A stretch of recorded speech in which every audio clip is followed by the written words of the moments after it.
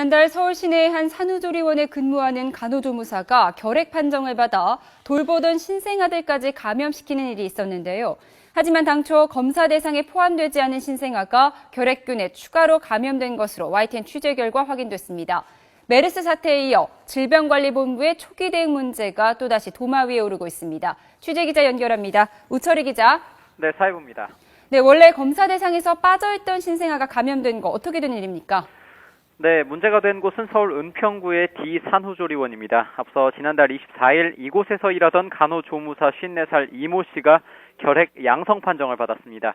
이 씨는 병원에서 결핵이 의심된다는 소견을 받은 뒤 정밀 검사 결과가 나오지도 않은 상황에서 신생아 돌봄 업무를 계속한 것으로 조사됐습니다. 양성 판정 이후 질병관리본부는 지난 6월 초부터 8월 중순까지 있었던 신생아 120명에 한해 감염 여부를 검사했습니다. 하지만 검사 대상에 포함되지 않은 신생아 2명이 결핵균에 감염된 사실이 새로 드러났습니다. 해당 신생아의 부모가 혹시나 하는 마음에 자비로 검사한 결과 결핵균 양성 판정을 받은 겁니다.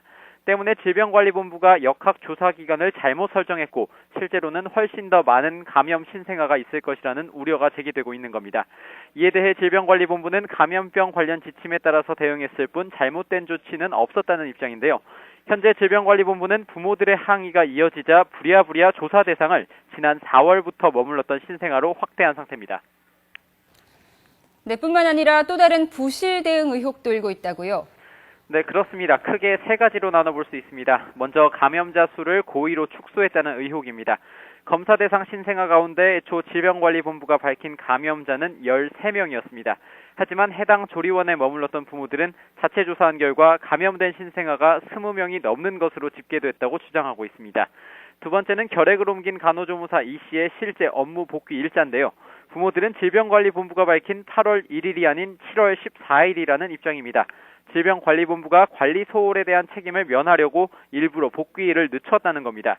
마지막으로는 면역력이 약해진 출산 직후의 산모를 검사 대상에 포함하지 않았다는 의혹입니다. 어른들은 감염 가능성이 적다는 이유로 배제된 건데 부모들이 불안한 마음에 자비로 검사를 받고 있다는 주장입니다.